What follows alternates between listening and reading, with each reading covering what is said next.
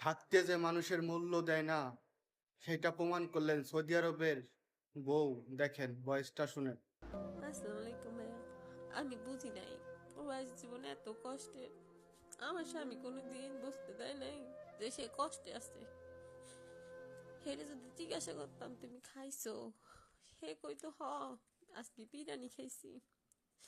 এইখানে তো সবসময় অনেক ভালো ভালো ভালো খাবার খাই। তো এর লেগে আমি খেলে কইতাম যে আমাকে আজকে ওইটা লাগবে, এইটা লাগবে, আজকে এই টাকা লাগবে। এর জন্য একটা চাপ দিতাম যে টাকা পয়সা মনে হয় তাহলে অনেক ইনকাম করে, আমাকে দেয় না।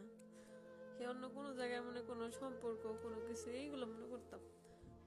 কিন্তু সে খাইয়া না খাইয়া আছে আমাকে জন্য এত কষ্ট করে, সেইটা কোনোদিন বুঝি নাই। বুঝছি, এখন বুঝছি, কিন্তু তারে যে হারাইয়া ফেলছি, তার কাছে তো আমি মাপ চাওয়ার সুযোগটাও পাই নাই।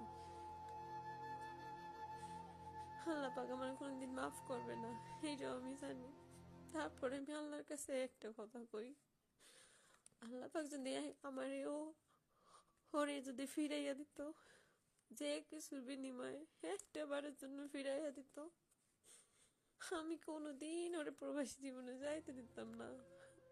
আমি হাজার কষ্ট করতাম, তাও আমি ওর কোনোদিন প্রবাসী জীবনে যাইতে দিতাম না।